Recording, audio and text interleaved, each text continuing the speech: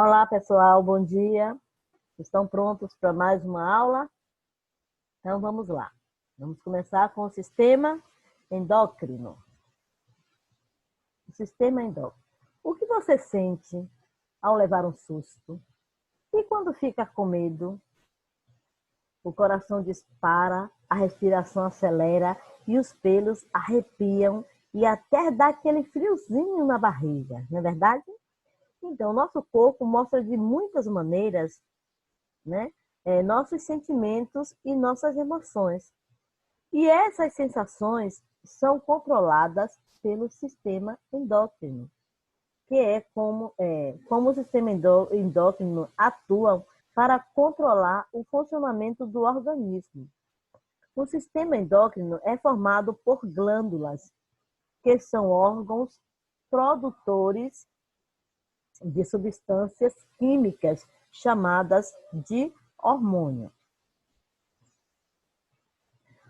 Os hormônios geralmente são transportados pelo sangue até as regiões onde atuam. Nesses locais, podemos regular a produção de outros hormônios, regular a quantidade de substância no sangue e controlar o crescimento do corpo. Aí está, né, as glândulas que fazem parte do sistema endócrino. A hipófise, a glândula tireoides, suprarrenais e pâncreas. Nós vamos ver agora a função, né, e a importância de cada uma delas em nosso organismo. Vamos ver. A hipófise é considerada a glândula mestra, comanda as demais glândulas do corpo e produz hormônios do crescimento. A tireoide controla o metabolismo, ou seja, toda vez que você ingere um alimento, esse alimento ele passa por uma transformação no seu organismo. E depois é retirado desse alimento a substância necessária para o nosso corpo. E aquilo que o corpo não precisa ou aquele alimento não tem como substância, é expelido, não é? O nosso corpo libera essa substância que ele é expelido e não tem proveito nenhum no nosso organismo. E também temos as suprarrenais. Elas produzem a adrenalina, certo?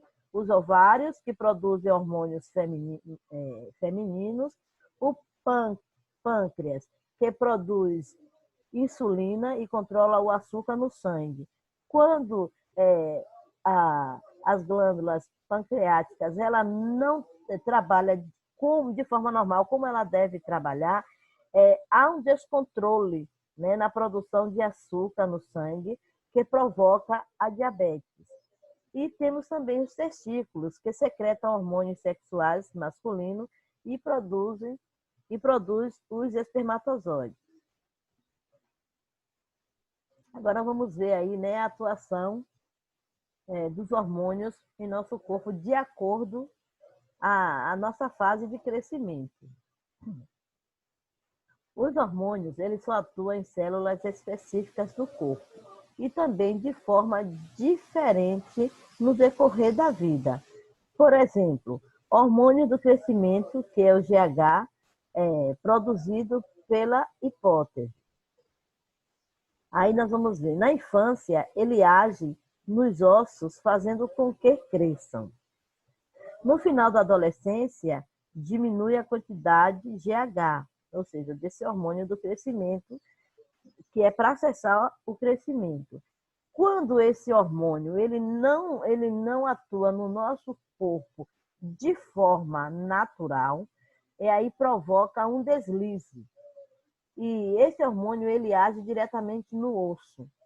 Então, para cada fase, ele determina o nosso crescimento.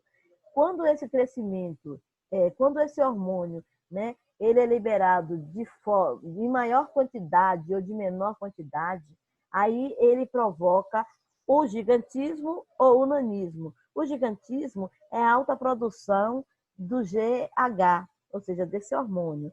E o nanismo é a baixa produção do GH. Então, a pessoa que cresce de acordo à sua idade, de acordo à sua estrutura, ela cresce no tamanho normal. Quando esse hormônio ele atua de forma exagerada na vida de qualquer ser humano, não é? Nos ossos, ele ele exagera o crescimento, né? Ele ultrapassa o crescimento.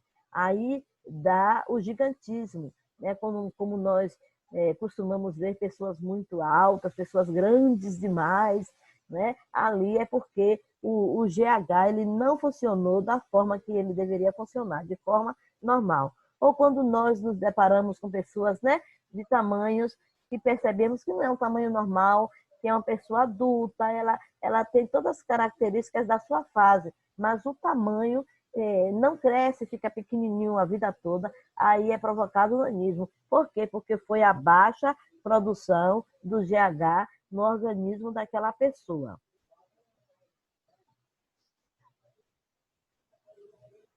Bom, essa aula aí é a aula de ciência e nós não vamos parar por aqui. Vou dar continuidade às outras aulas também, que nós temos hoje ainda aula de português e aula de matemática. E qualquer dúvida quanto a essa aula que nós demos de ciência sobre o sistema endócrino, você sabe como me encontrar para tirar suas dúvidas, tá bom?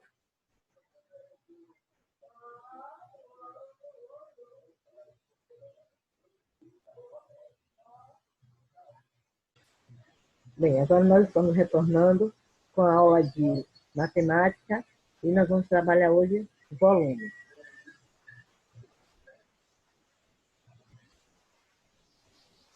É, vamos ver aí alguns exemplos, né, de trabalhos com volume para melhor entender a questão, certo? Felipe está empilhando blocos de montar de madeira na forma de cubo. Observe as pilhas que ele montou.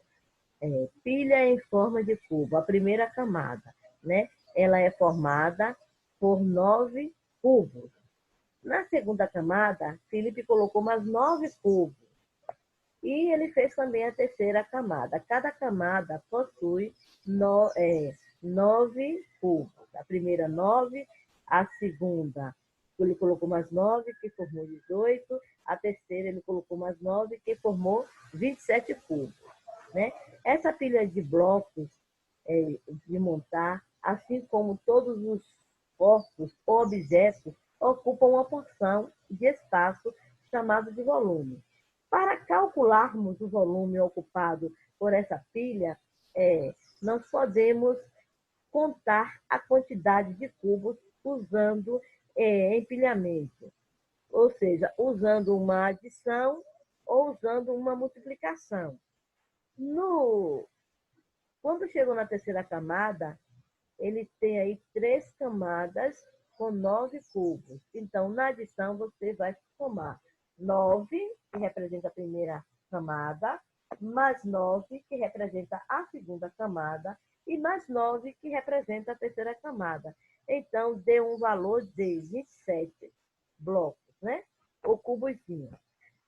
Para você usar a multiplicação, basta você multiplicar 3, que são as 3 camadas, vezes 9, 3 camadas de 9, que dá um resultado de 27. Podemos também contar quantos cubinhos foram usados na largura, no comprimento e na altura do empilhamento. E, em seguida, multiplicarmos as quantidades encontradas. Por exemplo, na largura foi encontrada 3 cubinhos. No comprimento, 3 cubinhos. E na altura, 3 cubinhos. Como você vê o modelo aí, né, do bloco dessas 3 camadas. Aí você pode fazer da seguinte forma. O volume é igual a 3, que é largura, vezes 3, que é comprimento, e vezes 3, que é altura. Então, o volume vai dar a quantidade de 27 cubinhos. Então, considerando o cubo como unidade de medidas, o volume do empilhamento é de 27 unidades. Então, o central, né, é o cubo, né? Ele é a medida central do volume. Então, com esse cubinho aí, você vai medir a quantidade de blocos que você quer formar ou de camadas que você quer formar. E aí você pode formar o problema, você pode resolver através da adição ou da multiplicação. Pilha em forma de paralelepípedo. A pilha é formada por 4 camadas com 8 blocos de montar em cada camada. Aí é um outro exemplo, certo? Então, temos, se você for contar aí, 8 cubinhos, certo? Mais 8 cubinhos, mais 8 cubinhos. Então, você tem 4 camadas, cada um contendo 8 cubinhos. Então, você tem 4 camadas. 4 vezes 8 é igual a 32. Ou você pode somar 8 mais 8, mais 8 e mais 8. Somar 8 4 vezes, que vai dar o mesmo valor. Basta você saber quantos cubinhos tem em cada camada e em quantas camadas esse bloco foi formado. Então, considerando o cubinho como unidade de medida do volume e do empilhamento. E o empilhamento chegou a esse valor de 32 cubinhos.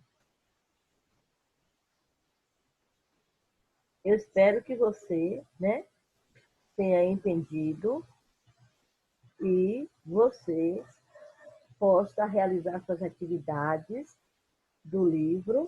E se você tiver qualquer dúvida, você sabe como me encontrar, tá bom? Então, vamos para a próxima aula, que é a aula de português.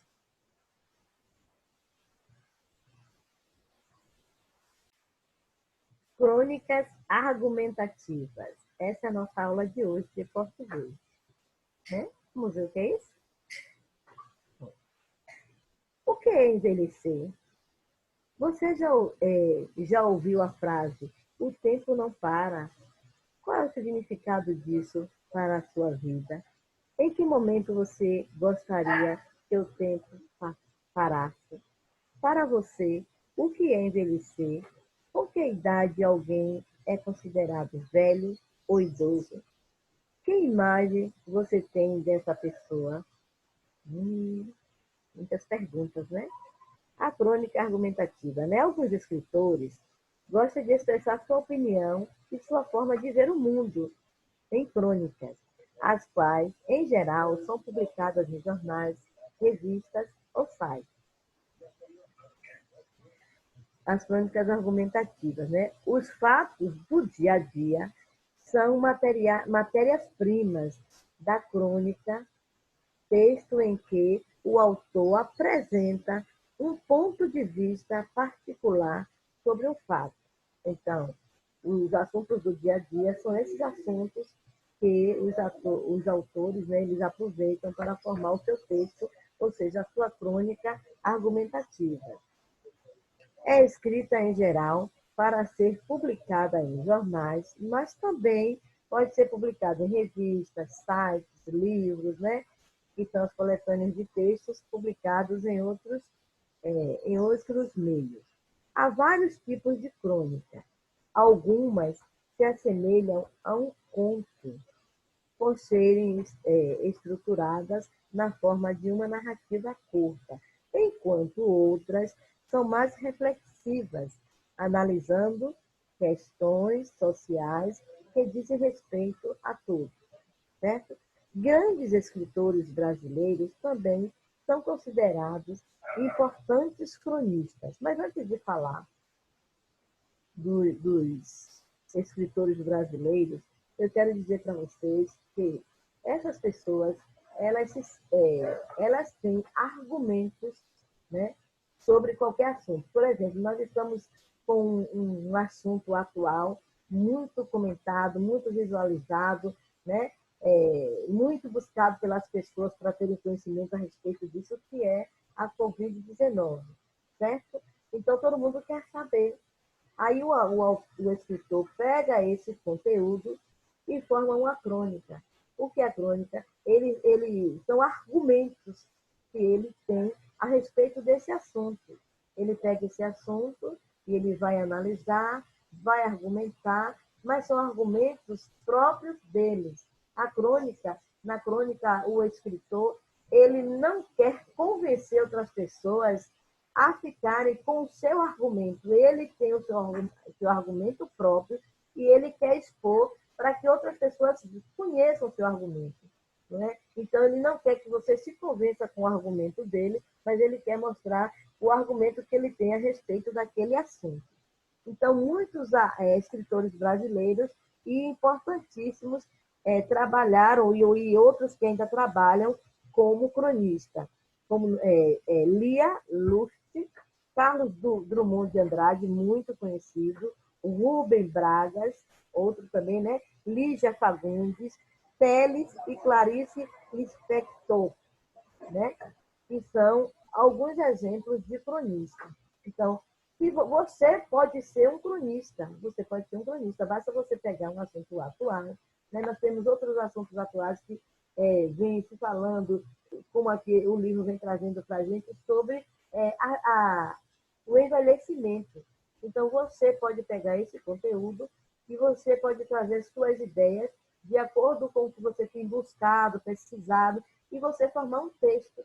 E esse texto que você forma com os seus argumentos, com o seu entendimento, ele é chamado de crônica. Crônica argumentativa. Tá bom?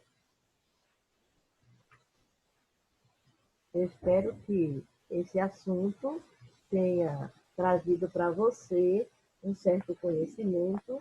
Né? O livro vem com algumas atividades, alguns exemplos que podem trazer maior esclarecimento. E aqui a gente finaliza a nossa aula e eu quero agradecer a participação de todos e que essa aula venha trazer na nossa vida, para mim, eu também estou aprendendo e para vocês, né, um resultado positivo do conteúdo que nós estudamos. Tchau, tchau.